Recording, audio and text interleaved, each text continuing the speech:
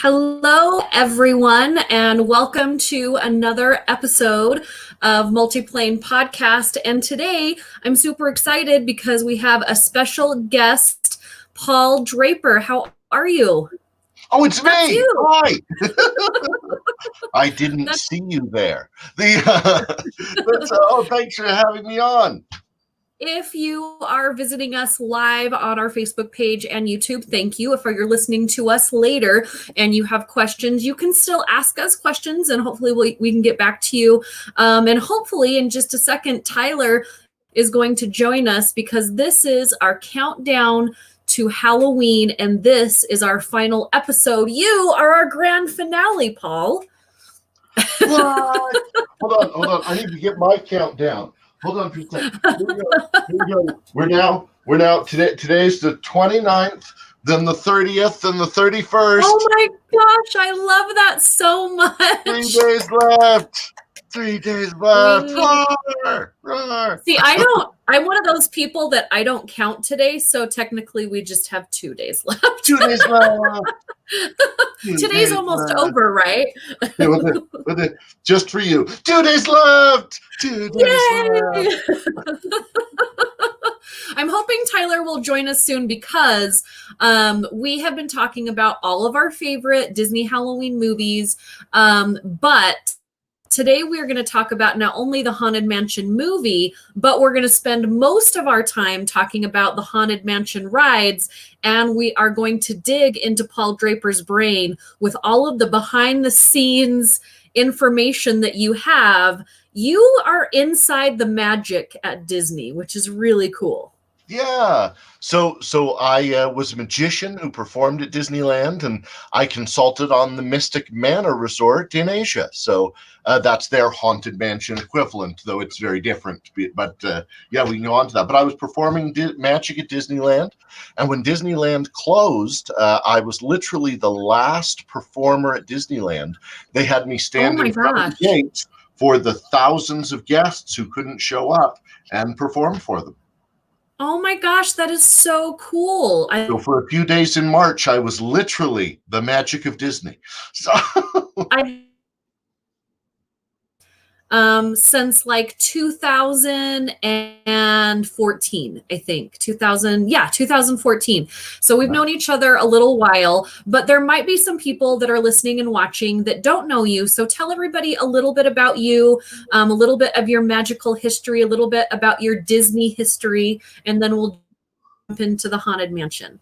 Great. So yeah, I grew up in Salt Lake City, Utah, but I was the house magician at the Venetian in Las Vegas for 7 years. I've been on Hell's Kitchen and Pawn Stars and had a documentary on the History Channel called Houdini Unlocking the Mystery. I created the special features on Steven Spielberg's Poltergeist DVD. So if you have the DVD of Poltergeist at home, Wait a second. DVD. Yeah. How did I not know about that? Yeah, I didn't know about that. It played in movie theaters all over the country, this little documentary. Yep. We're going to have to talk about that on another show, but okay, that's awesome. Keep going. Yeah, I've done some consulting on for the Disney Imagineers and for Universal Creative, and was a magician performing at Disneyland, and hopefully will be again when it opens again. So, and now yes. I am on the faculty of the most prestigious school of magicians in the world. As of Sunday, I am a faculty member of the McBride's Magic and Mystery School in Las Vegas. So that is so cool. So how does one get to go to this magical school? Money. No, you go to money. You go to magicalwisdom.com, and there's a series of courses that we offer. So like the next class that I'm offering is going to be me and Broadway actor Robert Fitch, who originated Rooster in Annie, and he was Clem in Will Rogers Follies on Broadway, and was Marcus Lycus in Forum with Whoopi Goldberg. He and I and Tobias Beckwith, who was the production manager of Sweeney Todd, O Calcutta, and Fantastics, and Jeff McBride are teaching a class next week on theater and magic. And so, yeah, you just go on and look at the course list. That is so cool. I mean, we could just go on and on about you all day. And if you missed it, when we did our convention remote con with Stolen Droids, Paul did a show with Ty. And I believe it's on our episodes. So if you go back through both on our Facebook page, YouTube, and where you can find podcasts, you can see that episode. And that was really fun. I'm sad that I missed it, but I got like the worst flu that week and I lost my voice. I found it. Thank goodness. Yeah, you were up to the last minute. You were like, I'm drinking hot water and honey. Maybe I'll be able to make it on. Because I was looking forward to it. I had actually pitched that specific panel, and so I was so excited about it. But that's what kicked off our countdown to Halloween. And so I'm putting you on the spot here. What is your favorite Disney Halloween movie? And if you can't pick one, I will totally let you pick two. Okay. My favorite is an oldie but a goodie. I like Ichabod Crane. I like Ichabod Crane. One of the reasons I like that so much, let me see if I can get something I can pound on, bang on here. I'll just use my table. Is the sound effect they use for Ichabod's horse is the three-legged horse. It sounds like this. It does. That's the rhythm of Ichabod's horse. It has three legs. Three legs. That is my favorite, and I love that Utah composer and lyricist Jim Christian created a Sleepy Hollow theatrical production that has toured the country for colleges and theaters. That is so cool. So that is actually one of my favorite, and I call it a Disney short.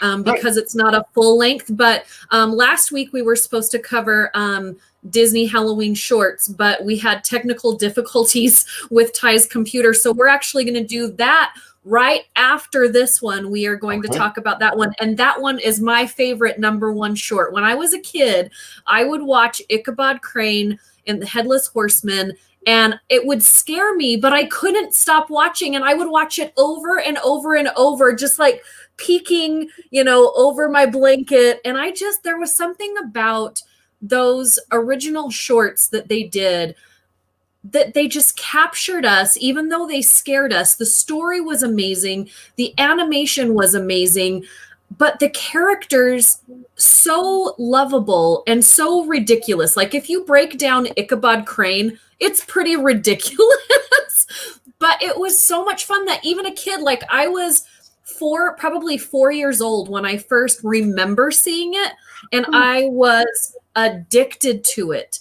And that's like usually 4 years old, like there's so many shiny things, but for something like that to captivate a 4-year-old and scare me at the same time, but I just couldn't stop watching it. That and The Wind in the Willows. Oh yeah. Oh my goodness, the animation on that one, fantastic. The music, fantastic. Though there isn't anything Halloween particularly, I do like the ghost soldiers that come back in Bedknobs and Broomsticks. That's that when I was little, that was my favorite Disney movie. And the magic consultant on that was a man by the name of Milt Larson, who later went on to open the Magic Castle in Hollywood, California. And through him, I've been able to have Richard Sherman, who wrote the music for that and Mary Poppins and many others, come to my shows over the years. Sammy and I got a chance to meet Richard Sherman at Disneyland. At like 6 years ago when they redid Big Thunder Mountain Railroad. Right. And they had him back, and they had a whole bunch of animators because they had like all the radio stations there. And she loves Mary Poppins and so do I, but it was right after Saving Mr. Banks came out. Right. And so we advisor on that. And so she then learned a little bit of history about it through that. And so when we were standing there and they said, "Would you like to meet Mr. Sherman?" We both just were like, I'm getting a little teary right now and I have goosebumps, and he was absolutely delightful. And then right next to him, and I can't remember her name right now, and I feel so horrible, but I've been up since 3 a.m. She's been Goofy's animator for the last like 30 Oh, years. She was right. there. Goofy is my daughter's favorite. And she actually she sat George. Sammy down and she taught her how to draw Goofy. And I'm just Oh, sitting there as a mom and I'm like, this is so cool. And that's like every time I go to Disneyland, there is a happy cry moment that they create for you. It's right. just, I miss it so much, Paul. I need Disneyland back in my life. Oh You talk man. about Goofy in a great Halloween short, the one where they go to the haunted house, and it's Mickey and Donald and Goofy is there fighting off the ghost, and you can It's see how that inspired much of Ghostbusters. Yeah, and we actually posted a link to that on our Facebook last week to get you ready for the shorts, because that's one of my favorites as well. I love the skeleton dance. Um, like I love that so much. But so how, like, you kind of have the insider knowledge of Disney even more than I do, and I worked for Disney for 10 years. But it's very cool that Disney reaches outside of their own creative entities, and they have a lot to get people like you and others that have these outside skills um, to come in and share your knowledge and share your creativity. To me, that was one of the most favorite things I loved about working for the Walt Disney Company, is that they're not stuck on themselves. They're always reaching out to get more creative, to get more innovative. What is probably your favorite moment that you got to be involved with something with Disney?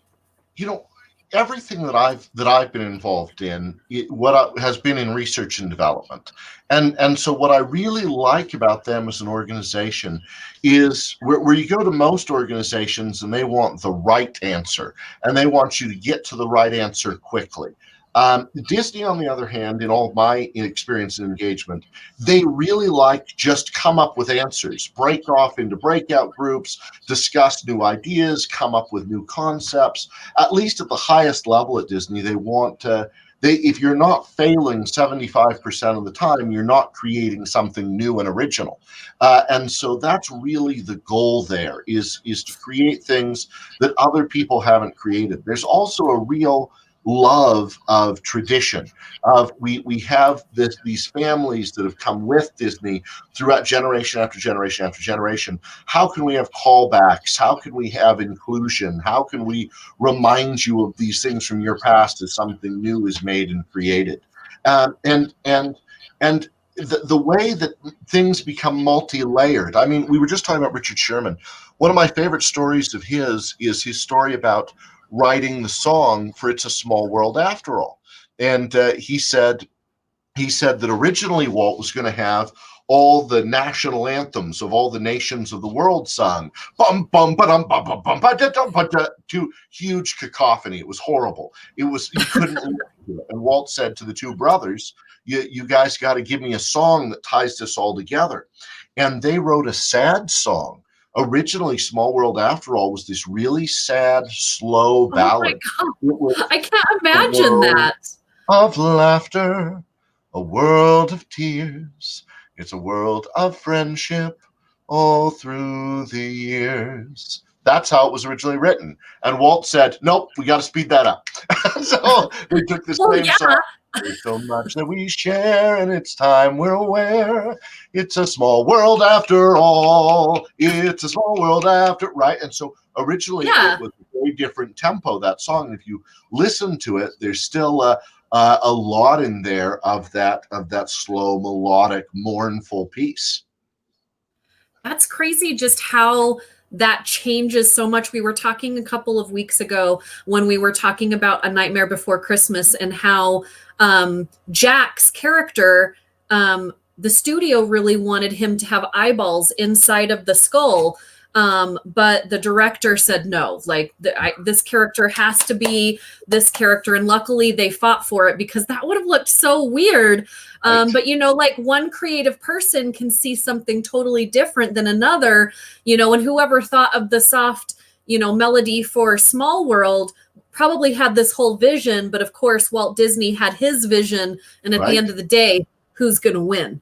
And Disney brings multiple visions together, from multiple people. I often wonder if the opening song from Nightmare Before Christmas was inspired by Willy Wonka, because of the boys and girls of every age, oompa loompa doobity doo, boys and girls of every. I wonder if there's some impact there, some influence.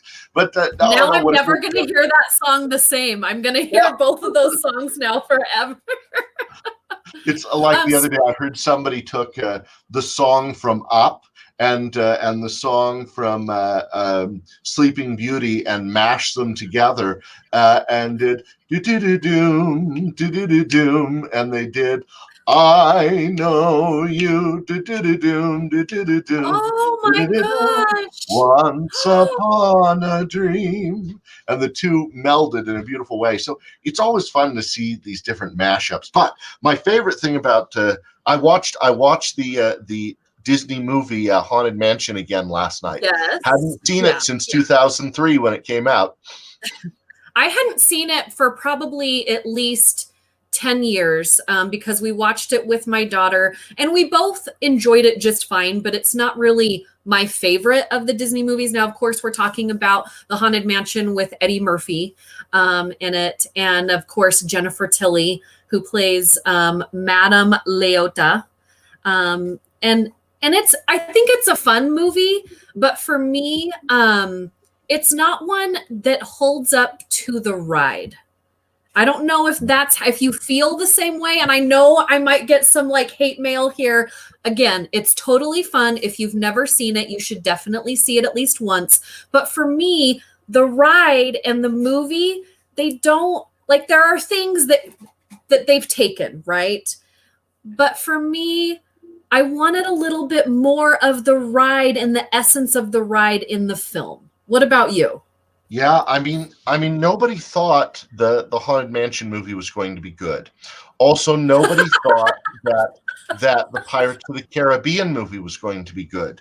But the Pirates of the Caribbean movie was unbelievably successful and beloved. And so when it topped every chart, everybody looked and said, wow, the Haunted Mansion is even a better ride than Pirates of the Caribbean. The movie's going to be even better. And at that point, Eddie Murphy was a bigger star than Johnny Depp was, if we remember back to 2003. Yes. So we believed this was going to be an even better movie. So a lot of that expectation helped kill this movie. The other problem is what makes Eddie Murphy so great in The Golden Child, Coming to America, all of these movies that made him famous, were that he was this really likable guy that got into these strange situations and somehow through his likableness was able to get out of them. The bad thing was they spent the first 30 minutes of Haunted Mansion establishing Eddie Murphy as a sleazeball who was bad to his customers, bad to his family, bad to his wife, bad to his kids, and you didn't like him. And so when he starts to be the hero in the last 30 minutes, the final 30 minutes even starts with him saying, okay, I didn't want to come here in the first place. I just want to get this over with. And the whole audience went, us too. Yeah, exactly. So for me, I felt like the reason why, and it's such a good analogy, I felt like the reason why Pirates was so successful is that when you go into the Pirates of the Caribbean ride, which is my daughter's favorite, by the way, it already has this kind of, yes, there's pirates, and yes, there's some piratey things going on, but it doesn't take itself too seriously. So when you see a movie that has some piratey things going on and swashbuckling and Johnny Depp and hats and swords and all these things, it is the same tempo of the ride, right? But when you go into the Haunted Mansion, and the lights are all the way down, and there's ghosts and stories beyond the ghosts and stories beyond the paintings and things down the hall and all these things. You're in this kind of deep dark world, and Disney has done deep and dark before. And I'm a huge fan of Eddie Murphy, but I think that the casting of this film was totally off because, okay, they wanted to make it so that families could watch it and they wouldn't be so scared, but they've made scary movies before that are also light enough for families to watch. So for me, it was just a total miss. And it's so crazy because the ride is so beloved, the movie is so, and so we had to talk about these things because it's not often that Disney misses. And Disney really missed on this movie. We look at the original stories that went into the Haunted Mansion about the pirate captain and the woman who married all these men and killed them and took their fortunes, and the Hatbox Ghost that lived there and was one of her beloved, and the graveyard scene with the gravedigger who for the first time he and his dog sees all these ghosts arriving. And what we love about the graveyard is, and in the movie the graveyard digger was dead. In the movie, and the Hatbox Ghost was just the maid had a hat box. What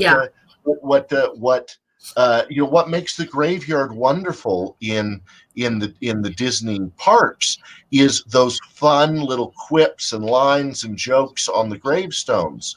Not that there are 999 dead people and the graveyard must be enormous. But what they focused on in the movie is there are 999 dead people. Look how big this graveyard is. And there was no sense of being in New Orleans or New Orleans Square except for a little bit of music at the start and end. But even the restaurant they went to was Hawaii themed, not New Orleans themed. It was just, I just found the whole thing really, like you said, they threw in some elements. They went, oh, well, right at the start of the ride, there's a knight in shining armor. So what we're going to do is put in 12 knights in shining. What? Yeah, I feel like whoever wrote this film basically just like skipped across the top, and then they're like this when they used to do plays during Shakespeare's time. Well, you know what's funny? A dog is funny. Let's throw a dog in there, even though it has nothing to do with the story. You know what else is funny? Kids are funny. You know what I mean? Like they were just like, we'll get the crystal ball, we'll get the mansion, we'll get some tombstones, so here's like a little bit of what makes it. And then they just threw on what they thought would be funny. They didn't think about the audience. They didn't think about the fans, which is totally what we expect from Disney. We expect them to be thoughtful. We expect them, to really get in there. And Ty, you can jump in on this. We're talking about what a miss the Haunted Mansion movie was compared to the Haunted Mansion ride, and how usually Disney is a little more thoughtful to what they give us, and that this movie was a big miss. And maybe Ty actually liked this movie. I don't know. Maybe Ty did like this movie. While you're waiting for The Mandalorian to come out tomorrow, you can watch this on Disney Plus tonight. But Ty? It looks like he's still fidgeting with sound. But Josh in the audience said the Dapper Dans at Disneyland did the voices for the singing busts in the movie. So they had, beautiful that they had, you did the light arose, my home again rose. But they, rather than doing the traditional, so don't close your eyes and don't try to hide, they didn't even have a Thurl Ravenscroft level bass to sing that line down there. They had a nice, they needed you. Nice group, right? They could have me, but they did just a little piece of that. But the busts, they made 2 appearances. They were cute and funny, but they weren't helpful at all. Think about like Labyrinth, where all the characters, every character you meet is helpful. They lead you somewhere. They're not just there. Yeah, there was a lot of throwaway in this movie, a lot of fluff, a lot of throwaway. We could edit it out and the movie would have still been the same, maybe even better. And again, I know it seems like we're hating on the film, but I just expect more from Disney, especially when we've gotten so many great Halloween movies before this. And like, you would think that they would have sat with like a small comb and said, this is one of the most beloved rides in the park. There are super fans, including Ty, about this ride. He's got books. He's got everything to go along with this ride. So we can't fail on this film. Ty, do you like this film or do you not like this film?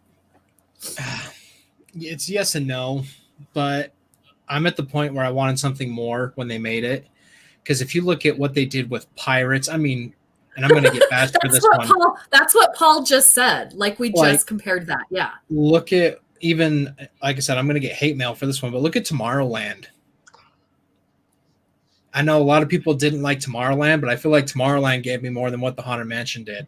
Yeah. I'm a fan of Tomorrowland, but I think I have the same issues with Tomorrowland that I have with the Haunted Mansion, is that I wanted more of what it was inspired by, but I would watch Tomorrowland more than I would watch the Haunted Mansion. There, I have a bigger respect for what they did. If you're going to go off script of Tomorrowland, at least they gave us something that I think Walt would have been proud of, because we jumped into this imagination, into this, you know, they went beyond the book, but they took us to another place, where I just think with the Haunted Mansion, they were like, okay, well, let's just take this element, and then the rest of it's just like this modge podge of stuff they thought would be funny.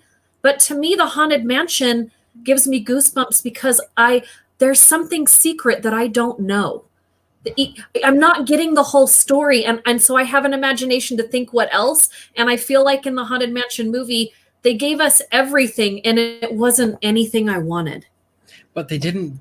I don't think they even did give us everything. Like, well, they gave us everything of their story. They didn't leave anything like hanging off to the side for us to wonder about, which the ride gives me. Do you know what I mean? Well, and I think it was a wasted opportunity on adding a lot of the characters and elements. I mean, yeah, we had the hitchhiking ghost, we had the hallway with the pictures, we had nods to the ride, but honestly, like you said, there's that element of mystery that we're kind of missing, to where I wish we could have had this really constructive storyline that had the hitchhiking ghost, the Hatbox ghost, Edward, or Gracie, in a more like serious, like I guess, Paul, you said it best. I wanted something like Pirates, but with Mansion. Right. That's it. I just wanted, and there were so many stories that went into creating the mansion that were wonderful stories that were there and ready. I don't understand why, in the mansion, this takes place. It's an antebellum mansion in New Orleans with people, pre-Civil War. Why are we instead seeing people in Venetian artist dell'arte masks? I mean, it's what are we doing? What genre are we in? The kids say, are we even in America anymore? When they come upon the building, are we supposed to believe that somehow this building isn't even in New Orleans? It's just in magical Brigadoon land? I don't know. It's so strange. The whole thing is so strange. But the ride is so magical. And like you said, it's I count the hallway. What's down that hallway with the floating candle? They got the candelabra, but they didn't get the energy of, well, what's down that hallway? They got hands coming out of boxes going, let me out of here. But they didn't tell us the story of that character having an emotional connection of us going, if I was trapped in a coffin, I'd want to get out too. I mean, they just needed, there were things that you could do that we love about these stories, that we love, that are why, we love going up into the attic, not because there's one letter in one box for one story. It's because it's a whole attic full of stories and full of characters and what happened to all of these people, right? And it's, you'll be back, right? I want to know. Yes. And this is something that the books, the novels that they've come out with based off the Haunted Mansion, it's about things that have stumbled on to the mansion. Like, I don't like how it was, here's our storyline. A bunch of realtors see this as a big, great deal to make some money, but they stumble upon this kooky, weird house. And I'm like, I know it's something that's been done a lot. The kid or the person saying, there's just a superstitious, like, let's sneak into this house. I would have rather had that element of people like, okay, guys, there's this mansion I heard about. Right. It's super spooky. We're gonna go break into it to see if it's actually like haunted. And I know that's been done so many times, but I felt like that would have been way more like fitting than, oh, okay, let's have these realtors stumble upon this place. They're gonna have a great deal here. Let's sell this house. Like, I think it was just the See, most. and I really thought about this in advance, and I'm going to ask both of you guys in a minute. So I'm not a huge fan of remakes, but I really would like this movie to be remade. So put this in your mind for a minute while I'm telling the story, is that if you remade it, what story would you want to be the main focus of all the stories that are in the Haunted Mansion? We can still kind of reach into the other ones, but think about what one you want would be main and who you would want to star in this film, even just one character. But when I was thinking about this last night, Ty, I'm right with you. Like, I feel like just getting to the mansion kicked off the movie in a very bad way. I would have liked the main character of the film to have inherited the home. And so now him and his family have to go visit some strange home of some random uncle way far removed that somehow he has. And so they're interested in finding out about the house. And there's this history about the house that they're interested, but they don't know how far this history goes back. And every door leads to a story, could be good, could be bad. And when do they decide to close the doors up because the stories are too intense and they don't want these things to get out? Like, I would like that, is like whoever got the mansion inherited it. So innately they want to, at first it's like, well, what is this big mansion that's going to suck up a lot of money? We got to go fix it. We've got to try and get rid of it. And then, you know, the discovery of what's there begins to happen. And you couldn't possibly get into every story in the first movie of what they find. Like, to me, that's the movie that I want to make. But I think Eddie Murphy was a miss for this. It was too much comedy in a story. Now, Eddie Murphy is a great actor and he can do serious, but they hired him for this film along with Jennifer Tilly because they wanted a comedian film. That's what was big at the time, is having these comedian family films. And Eddie Murphy was bringing in box office numbers. But it was a big miss for me. See, and I'm, again, no discredit to Eddie Murphy, but this should have not been an Eddie Murphy movie. I was okay with Jennifer Tilly as Madame Leota. Like, I was okay with that. But yeah, this is not one of those, oh, let's have a go funny comedy, which I understand. So with the history of the Haunted Mansion, you know, there was the big struggle of, okay, is it going to be too scary? No, we got to add family friendly. We got a cohesive, like, scary and like fun stuff. But this was almost too much like family friendly. Like, I wanted a little bit more edginess to it. And Val, you know, I just keep rooting and begging that Disney reaches out to Guillermo del Toro to give us, I think we could even, one or two movies, but you know me, I'm a trilogy guy. So, like, I think there's enough content of the Haunted Mansion that you could get a good franchise out of it. So here, I Disney, think so too. Here are the bad ideas. Harrison Ford walking around. This belongs in a museum. This belongs in a museum. Wrong. Don't go that way. Don't go that. Another bad idea. Lin-Manuel Miranda coming in, going, "I'm in the room where it happened. I'm in the room where it." No, Lin, don't do that. Don't do that. I think that would be better though than this movie. those would be better. This is where she cut off his head, in the room where it happened. The one I think, Samuel L. Jackson. Get Samuel L. Jackson in here, have him go in as the guy that somehow he, like you said, I like the idea that Samuel Jackson gets together a group of investigators to go investigate the paranormal happenings in this house. So it's like Ghostbusters, but back to the original Disney with the Mickey Mouse and that, and you have a group of investigators go in here, and in the end, they decide, like you said, the house is too terrifying, and they need to somehow become the guardians protecting this house, so other people can't get in. Right, so other people don't get hurt by the ghosts that are here. And so if you ever happen upon this, turn and walk the other way. Bring out your men in black. Pew! Right, flash them and erase their memory. Do you guys remember the movie Bedtime Stories with Adam Sandler? Yeah. The Disney movie Bedtime Stories. Okay, so this movie wasn't a big Disney movie, but what I loved about the film is that you have an unconventional family, but it's more like a family day to day, right? You have these kids, you have an uncle, you've got a girl that's the love interest, but he reads stories and he thinks of stories that then come to life that are totally ridiculous, but it worked somehow. And Right. if they wanted a comedy element like that, you can totally have this movie be fun because, like you said in the beginning, Paul, you've got all those funny, things on the headstones. You've got elements in the ride that are funny, but then you've got these spooky elements. So we know Disney can make a funny yet spooky film. We've seen it. But I do like the idea of the investigators, but somehow we've got to get kids in there. I really think that's important for the film. And that's why I think you can make some of these things like in Bedtime Stories, kids will believe things more than we will as adults. So for them to introduce us into these stories, I think could be so powerful because they see the things that we don't see because they're not so jaded.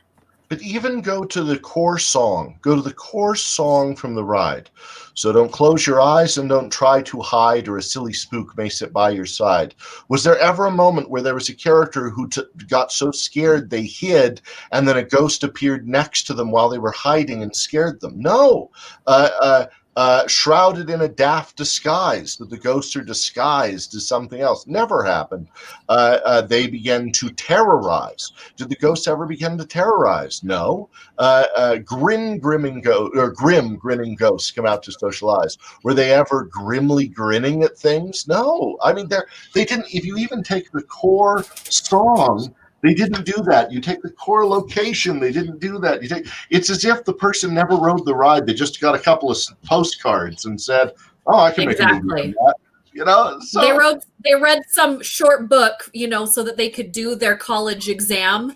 That just they skimmed through it, the Quib notes, and then I swear it was somebody's like cousin. Okay, give cousin Jim a chance to make a movie. I lost a bet. Here he goes and makes this movie. That's how I feel like this movie. It was such an afterthought. So I do want to get into the ride more, and I want to get into Paul's background of his behind the scenes. So let's give this movie a grade. And this is like going to be so sad. Again, I'm not a hater. If you haven't seen the film, see it once. You'll probably laugh a few times, but you're definitely, I think if you love the ride, are going to be a little disappointed. Ty, let's start with you. What do you grade this film? C+. Okay. Paul, how about you? Yeah, a C+ I think is interesting because it's a passing grade. You don't have to take the grade over again. You don't take class over again, but you don't go back. I'd give it 2 stars, whatever that means. Yeah. 2 out of 5. I give it a C. I give it a solid C. Again, there are elements that are great. Josh also gives it a C+, so we all think it's around the C range of movies, but the ride is a huge A to all of us. So A+. So Paul, I want to get into what you were going to tell us earlier when we did your introduction into the show today, and talk about how you got into the elements of helping out with this ride and what the experience was at the other park. Mystic Manor, sure. Yes, Mystic Manor. So one of the things that they and found, where is Mystic Manor for people that don't know? In Hong Kong Disney, and so it's the Haunted Mansion equivalent. So this was the issue, is that different cultures see things differently. Dragons in European culture are these big, lumbering, scary things that eat knights and breathe fire and steal virgins and steal treasure, and they sit on the treasure and keep the virgins and all of that. That's the European dragon. Where the Asian dragon is this wise, old water creature who is here to impart sagely advice. So there are drastic cultural differences between how we see dragons. Now, I give that as an example because there are drastic cultural differences between how we see ghosts and spirits and the undead and the afterlife. And it's harder to just start with that, because some people say, yes, but mine is based on my religion, and mine is true and yours is wrong, and I'm going to send missionaries and convert you to my afterlife. Oh no.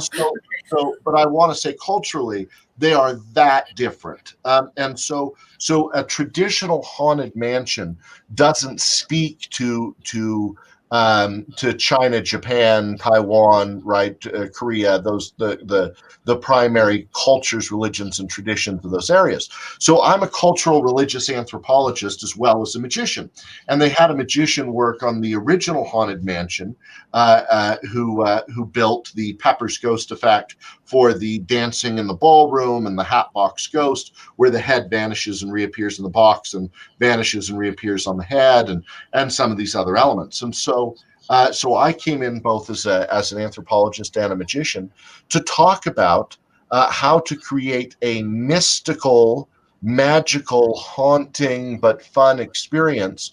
And you can watch a full ride through. There are full ride throughs of Mystic Manor that are online now. I'll post a link on our Facebook page Right. after this. And so we start with a European collector who lives in a really strange old house, and he has all of his artifacts and weird things in his house and brick fireplaces. And you can see my set for my shows are based on things I was passionate about. And it's a little more Indiana Jones and the collector and the keeper.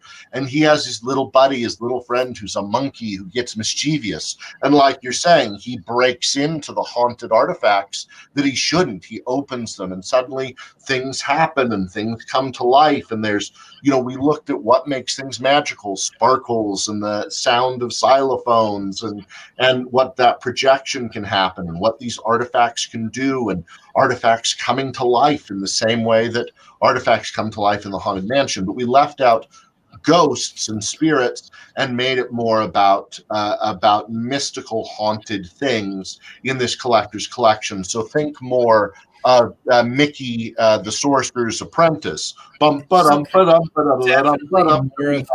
the wizard, and then we have the Mickey Mouse character who gets, and things go out of control with the book and all of that. So you'll see many of those influences in that ride if you watch the ride through.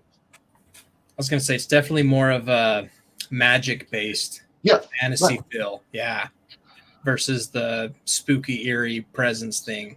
I've watched a ton of stuff on Mystic Manor, so way fun, and I love how they incorporate the like you were saying, they have kind of the lighting that shows the magic, if you will, leaving the forbidden, box or whatnot that you just watch pan through the entire ride. Yeah, the lighting effects on that are really fun.